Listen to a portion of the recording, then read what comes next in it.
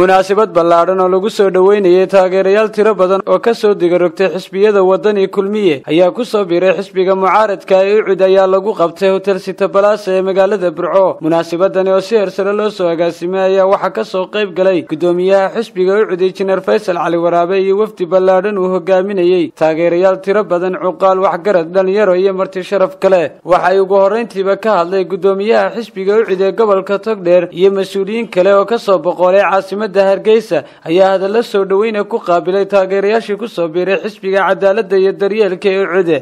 xafladan maanta ay taariikhdu ay tahay 25 bishii shanaad sanadka 2016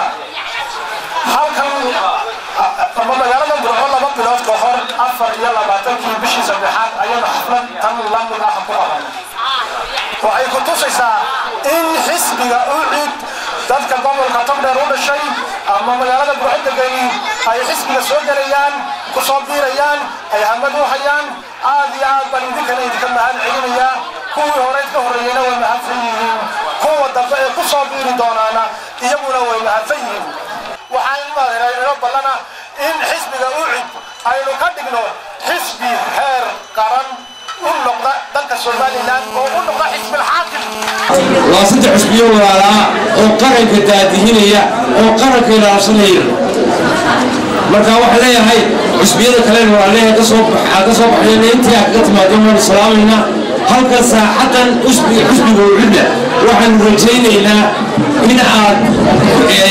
وهي من طنطان قلب العالم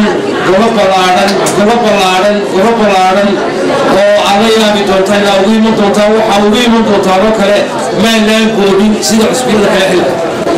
أنا ما أقول ولا يقول كلامي وأبو عن كبر الله ما يقول حاجة اسمه كلامي مثل الشيء يا واحد كسر على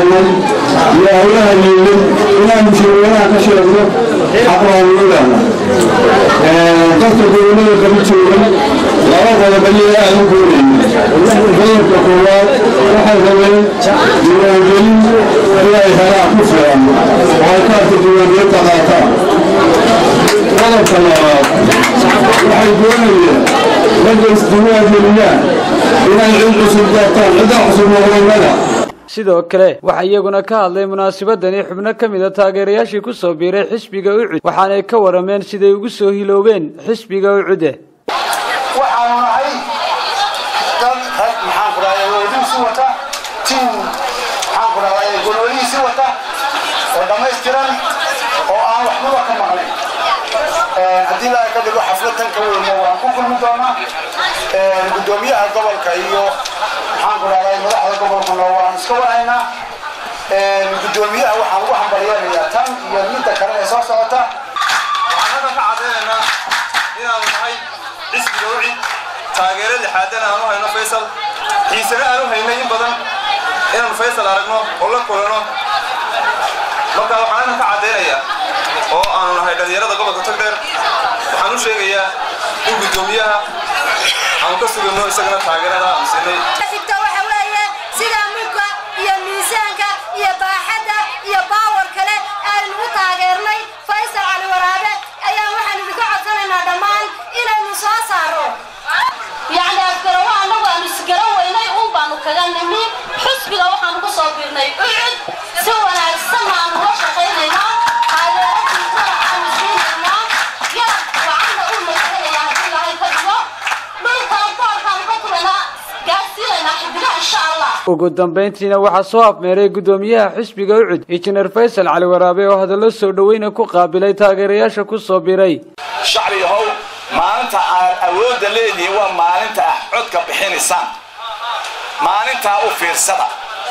qaadka iska daaya qabyaalada iska daaya wariya wadanka wadi karaya